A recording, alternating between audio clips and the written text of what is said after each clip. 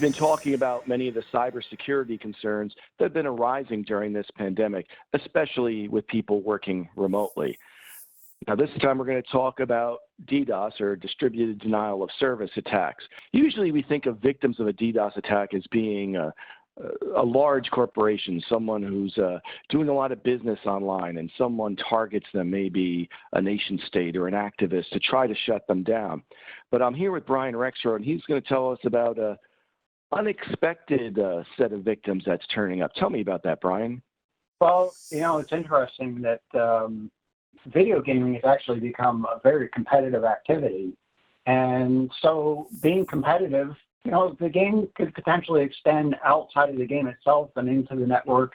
And there are those that perhaps, if they're very competitive, might try to use a denial of service attack to take out a competitor for a period of time, get basically an advantage on that competitor, and then be able to actually win the game. Denial of service attacks are illegal. It is not the appropriate way to be winning a game, but it unfortunately has actually become somewhat the norm. There are frequent numbers of attacks that are associated with gaming activity. Now, just say one is working remotely or is an essential worker and is able to be at work now, and there's someone on the network playing a video game, maybe during downtime or something like that. You may mistakenly believe, well, the people we're playing against, they're not sophisticated hackers. If they get mad at me or want to get revenge or stop me from playing, they don't have the capability of executing a DDoS attack on me. But that's not true. Tell me why.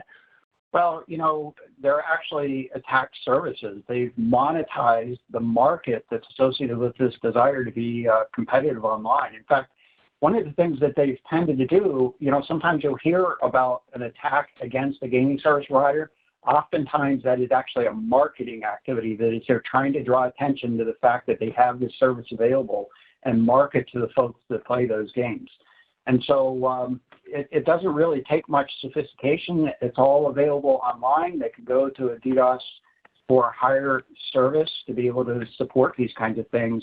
And again, it's illegal. It is not a recommended set of activities, but you do not have to be sophisticated or technically astute in conducting denial of service attacks. It's something that, folks that they can just really purchase online. Given the popularity of gaming and the prevalence of DDoS as a service, what tips can we give people to stay safe? Well, I would say first and foremost, don't do it yourself. That is, don't perform denial of service attacks. Don't purchase denial of service attacks. They're illegal. They can have disruptive impact on those that are around you. They can have actually a disruptive impact on emergency services. That is obviously an undesirable thing to happen. Folks that might be, working in the office and have some downtime and maybe playing a game or something, or even at home for that matter, by no means don't provoke folks to suggest, I think that perhaps there might be some, interaction that takes place and, to start escalating the level of competitive activity. Video games are for fun. Have some fun doing it, and don't provoke others to perhaps to conduct denial of service attacks against you.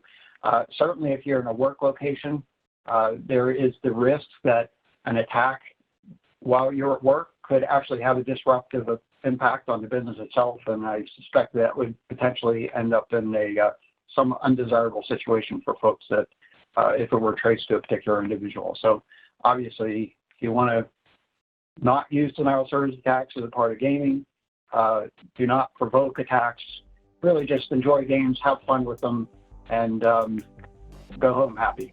Well, thank you for that great advice, Brian, and thank you all for watching, and as always, stay safe.